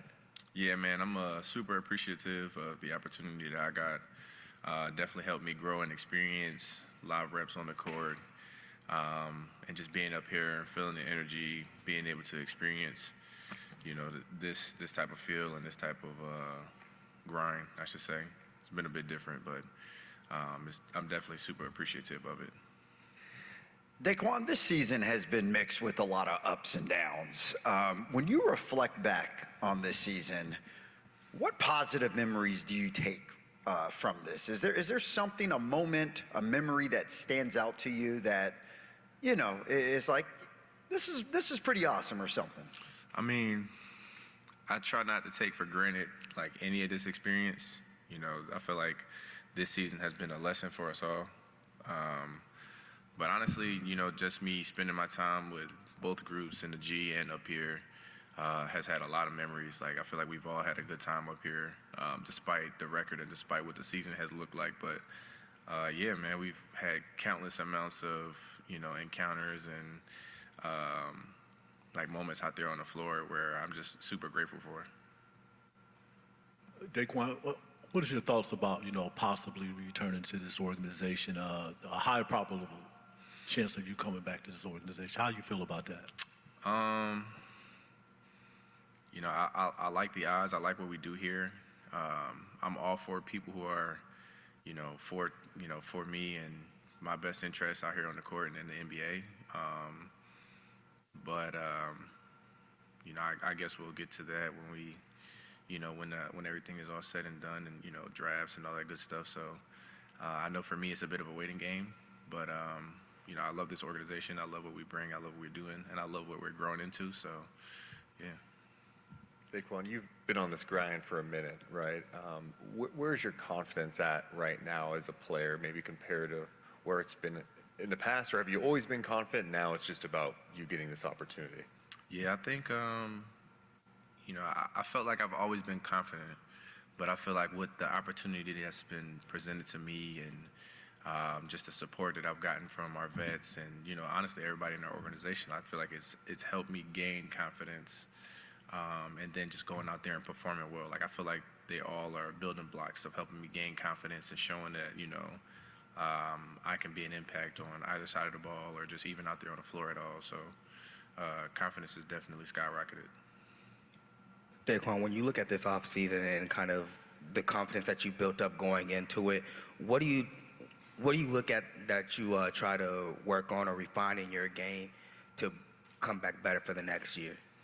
Yeah, I think now being the better ball handler, I feel like that can help, especially like with our situation. Our situation was pretty unique when we had a whole bunch of bodies down, so being able to have maybe a second or third ball handler or whatever the case may be might help. But I think for my own progression, I think that would be something that helps as well, being able to get downhill, play make a little bit, maybe off the second side or something like that. So I think that's definitely big in my development. I believe it was your first NBA reps here where pregame Doug said pretty confidently that he thinks you're an NBA player. What has Doug meant to you this season, not only from a basketball standpoint, but just confidence building you up as a person? Man, Doug has been major. I feel like when I first really started getting reps with the Sacramento, I feel like, he's always pulled me to the side and was just like, listen, like, this ain't nothing different. You still go out there, you still play how you play, like, you still play to our standard, like, but we trust you. Like, we believe in you, like, to go out there and make the call, like, come to me, talk to me, like, whatever the case is. But, I think just talking to him through this process has really been reassuring of, like I said, the amount of trust that they do have in me. And, it's been major being able to talk to him. Like I said, talk to our vets. All that stuff mattered, especially being out there and having the opportunity now to show what I can do offensively, defensively. So it's major. Not a problem. Thank you. Yep.